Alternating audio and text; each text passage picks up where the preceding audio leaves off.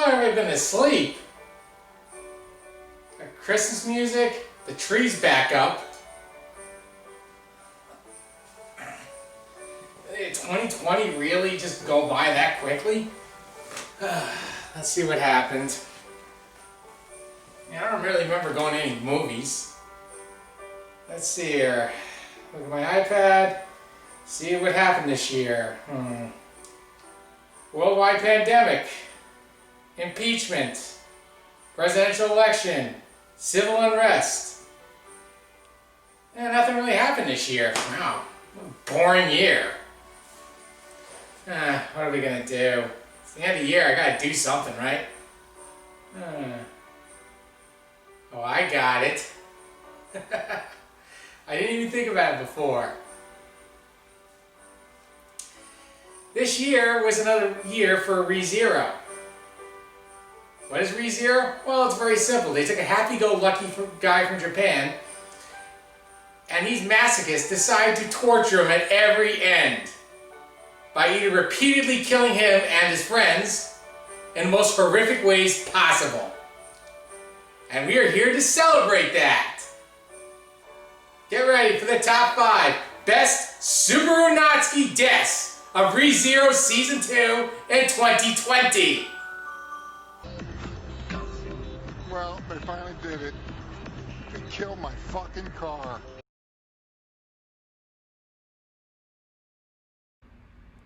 Now, this is the first Subaru death of the season. After losing in combat and falling into a coma, Rem is forgotten by the rest of the cast. Subaru, not wanting to live in this world, picks up shards of a broken sword and stabs his own jugular.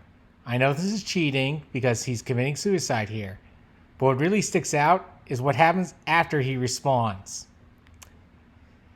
He respawns right next to Emilia, and Emilia asks a question he never wants to hear. Who's Rem?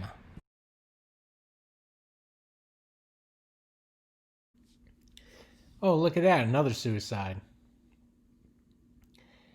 After leaving his second witch's tea party with Echidna, Subaru leaves the temple and notices a horrible sight.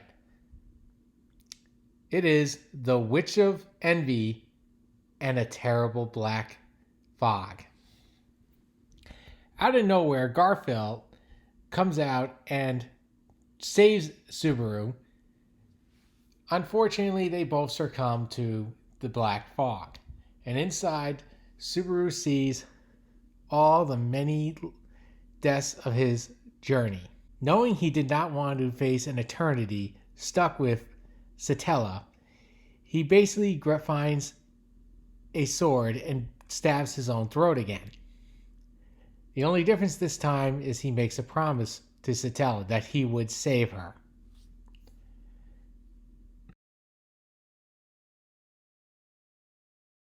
Although this would not be the last time Elsa would stab Subaru. This is significant because this is the first time we saw Elsa since episode 4. Okay, we have not heard from her in a long time. Subaru comes home to the mansion and notices that all the doors are open, fearing for the safety of the mansion's occupants, especially the unconscious Rem. He immediately wanders through the mansion. But as he comes by, he trips and he notices he's bleeding, and staring over him is Elsa. She's back.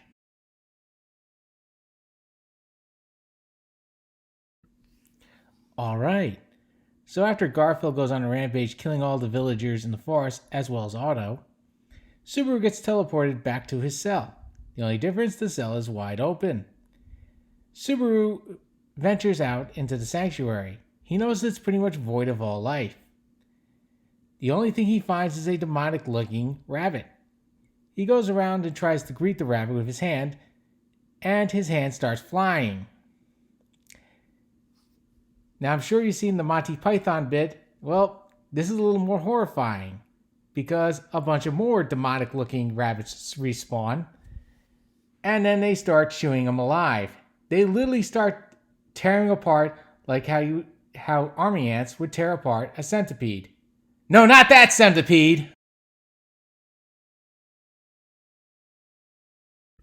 Okay, this one's got a lot of unpacking, because there's a lot of backstory leading to the ultimate traumatic event of Season 2 thus far. So we'll skip right ahead to where Beatrice and Subaru are basically running for their lives from Elsa from the mansion. They come upon a bridge and meet Melee. In Season 1, Melee posed as a regular village girl, nothing too out of the ordinary. However, here we find out that she's actually a master of controlling Ma Beast, and she used her ability to basically wipe out the village, its inhabitants, and most likely Federica and the rest of the staff, including Rem. Now we'll skip ahead where Elsa finally catches up. Elsa tries to once again kill Beatrice. However, Beatrice is able to freeze her, and it looks like that Elsa met her end. However, the rumors of her demise are greatly exaggerated. Somehow, Elsa attacks once again. This time, Beatrice sacrifices herself, saving Subaru immediately. However, Subaru still has to get some punishment. He immediately gets stabbed in the head. While in pain, Elsa then takes out one of Subaru's eyes. As her last act of kindness, Beatrice immediately teleports Subaru right back to the sanctuary. Subaru awakens in one of the tombs. He gets up and immediately walks out, and he notices that the outside is a wonderland. Subaru makes it to Echidna's tomb, and he's immediately greeted by the love of his life, Emilia. The only problem is that Emilia is now a brain-dead yandere zombie. He immediately goes out, and he immediately finds out what's the cause of the snow. It's Roswaal. Subaru, Garfield, and Ram immediately confront Lord Roswaal. Now Garfield gets a little more aggressive, and Ram naturally defends him. Unfortunately for both of them, Roswaal then decides to kill them. He then tells Subaru he has to start over, implying that he does know about a restart and that Subaru is in a continuous cycle, but he has no idea about return by death. And to make him restart the cycle, he starts beating the living hell out of Subaru. However, he notices that the great rabbits are outside, so he immediately throws Subaru outside, and we decide to have a replay of death number 2.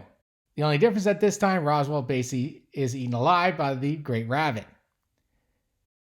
Now, if you haven't read the graphic novel, I'm just going to cut it short and simply say he somehow makes it back to Echidna's tomb. Subaru eventually succumbs to all his injuries, and he dies in the lap of his beloved Emilia, or at least what's left of her. Oh dear Lord! There you have it. I hope you feel better watching a guy die over and over again. I know this year might not have been the best for you, but it never will be the best for Subaru Natsuki as long as he's in Lagunica. And I guess that's it. Wraps up 2020. I suppose this was enough death for 1 year. What's that? Oh no, no, stop!